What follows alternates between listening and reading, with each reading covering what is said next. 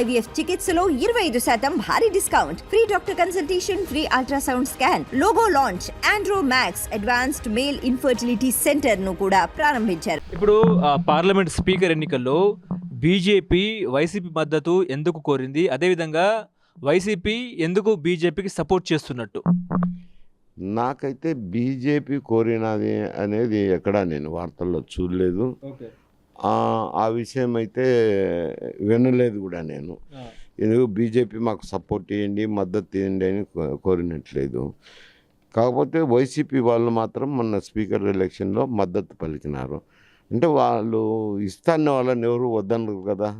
ఏ రాజకీయ పార్టీ అయినా స్పీకర్కి ఎన్నికకు మద్దతు ఇచ్చేటప్పుడు తీసుకుంటారు. అందులో వైసీపీ ఇండియా కూటమిలో లేదు. ఇండియా కూటమి అయితే స్పీకర్కు పోటీ పెట్టినారు. ఆ పోటీలో వాళ్ళు అభ్యర్థిని కూడా నిలిపినారు. అయితే డివిజన్ కోరలేదనుకో, వివిధ కారణాల వల్ల. ఎందుకైనా ఎటా వీగిపోతుంది కాబట్టి డివిజన్ కోరలేదు కాబట్టి వాయిస్ ఆఫ్ ఓటుతోనే అయింది. వీళ్ళు మద్దతు ఇచ్చినట్టు కూడా అని అనుకునేదానికి లేదు. ఏది వైసీపీ స్పీకర్ ఎన్నికల్లో మద్దతుగా ఓటు వేసినారు అనే దానికి లేదు. వాయిస్ ఆఫ్ ఓట్లో స్పీకర్ ఎన్నికైనారు కాబట్టి వీళ్ళు మద్దతు ఇచ్చింది, మద్దతు ఉంది వేరే సమస్య. వీళ్ళు పేపర్లో పత్రికల్లో ప్రకటించచ్చు, మేము స్పీకర్ ఎన్నికల్లో స్పీకర్కు మద్దతు ఇస్తామని వీళ్ళు ప్రకటన చేసి ఉండొచ్చు. అక్కడ వాయిస్ ఆఫ్ ఓట్లో వీళ్ళేమి అభ్యంతరం చెప్పలేదు. ఓటింగ్ కావాలని పట్టుబట్టలేదు వైసీపీ వాళ్ళు పట్టుబట్టలేదు, ఇండియా కూటమి కూడా పట్టుబట్టలేదు, డివిజన్ కోరలేదు. కాబట్టి వాయిస్ ఆఫ్ ఓట్లోనే పాస్ అయిపోయింది. ఓకే. ఇప్పుడు ముఖ్యంగా వాలంటీర్ల వ్యవస్థ గత ఎన్నికల్లో ఇప్పుడు అంటే జగన్మోహన్ తీసుకొచ్చినారు. ఇప్పుడేమో చంద్రబాబు మరి వాలంటీర్ వ్యవస్థను కొనసాగించే అవకాశం ఉందంటారా? వాళ్ళకు ఉపాధి ఏంటి? ఆ వ్యవస్థను రద్దు చేసే అవకాశం ఉందా? అంటే అది ప్రభుత్వ నిర్ణయం. వాళ్ళు క్యాబినెట్ తర్వాత ఏం నిర్ణయం తీసుకుంటారో నేను ఇప్పుడు దాని గురించి నేను స్పందించేదానికి లేదు.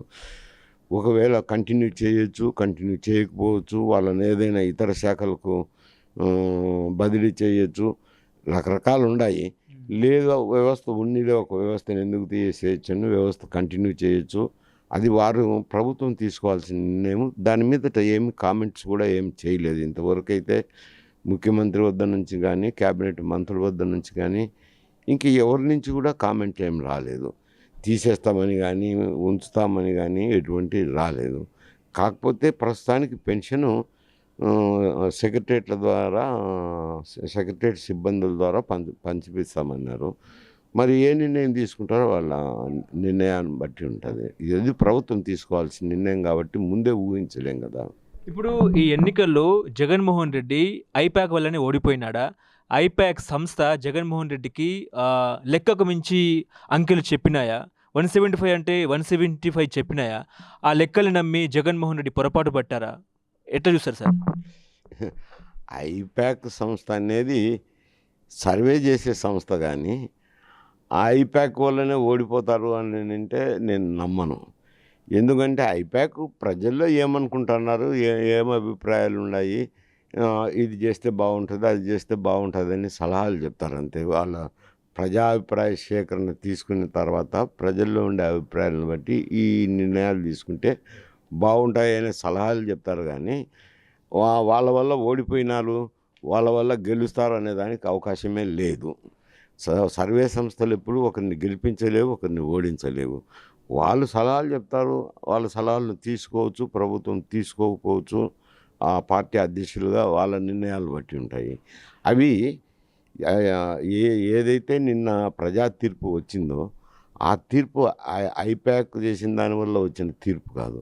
అది ప్రజల్లో వాళ్ళకు పరిపాలన పట్ల ఉన్న అభిప్రాయాన్ని ఆధారంగా చేసుకుని ఈ పరిపాలన సక్రమంగా లేదు అని చెప్పి కొద్ది కసిగా ఓటు వేసిన విధంగా కనపడుతుంది. ఎందుకంటే తీర్పులో 11 సీట్లకే రావటము అని అంటే మరి దారుణమైన విషయం కదా.